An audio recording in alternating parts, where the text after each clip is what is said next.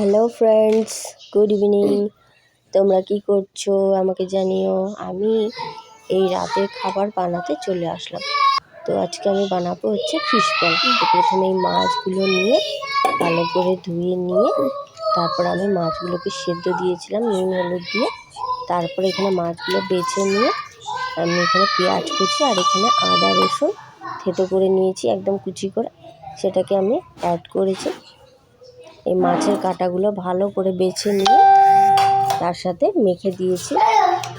এরপর আমি এখানে অ্যাড করব নুন আর একটু হলো হলুদ।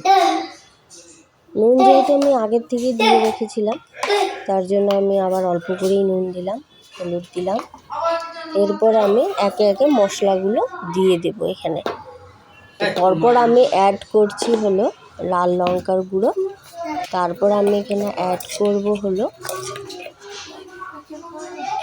জিরে গুঁড়ো আর একটু ধনে গুঁড়ো, আর এখানে সঙ্গে আমি দেব গোলমরিচের গুঁড়ো।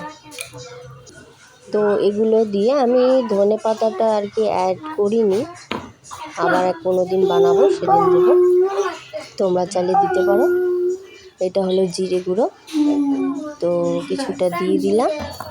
দিয়ে দেওয়ার পর আমি এগুলোকে সবগুলোকে নেড়ে ঘেটে নেব ভালো করে।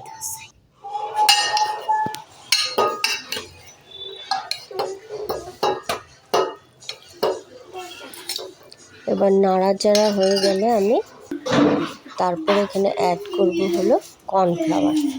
কর্নফ্লাওয়ারটা দিলে এগুলো ভেঙে যাবে না, এগুলো বাইন্ডিংয়ের কাজ করবে। তো কর্নফ্লাওয়ারটা শুধু দেবো না, সঙ্গে একটু আমি এখানে বেসন অ্যাড করব। এই 1 চামচের মতো বেসনটা অ্যাড করে তারপর আমি এখানে ভালো করে সব মেখে নেব। মেখে নিয়ে এরকম হয়েছে, তোমরা দেখতে পাচ্ছ গোল গোল করে সব আমি ফিশ বলগুলো গড়ে নেব। এবার আমার সব কটা ফিশ বল গড়া হয়ে গেছে। এবার আমি এখানে ডিমটাকে ফেটিয়ে নেব। একটাই ডিম দিয়েছি, ডিমে সামান্য লবণ দিয়েছি। এদিকে আমি কড়াটা চাপিয়ে দিয়েছি, গরম হয়ে এলে আমি এখানে তেল দেব। তেলটা আমার গরম হয়ে আসলে আমি একে একে এইভাবে ফিশ বলগুলো ভেজে নেব। তো আমার তেল এখানে গরম হয়ে আসছে। এবার আমি এখানে ডিমের এই গোলানোটার মধ্যে কোট করে নিয়ে তারপরে আমি তেলে একটা একটা করে ছেড়ে দেব আস্তে আস্তে।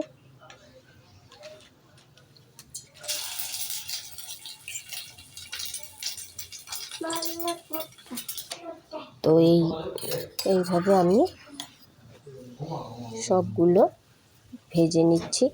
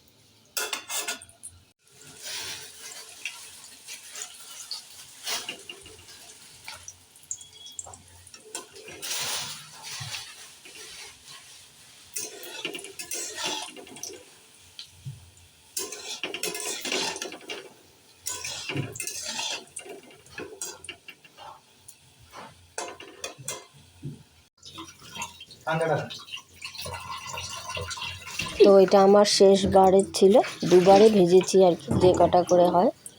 তো এটা আমার শেষবারে ভাজা।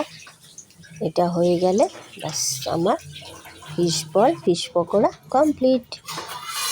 তো এখন টেস্ট করে দেখা যাক কেমন হয়েছে। তোমরা ওইভাবে বাড়িতে বানিয়ে খেতে পারো।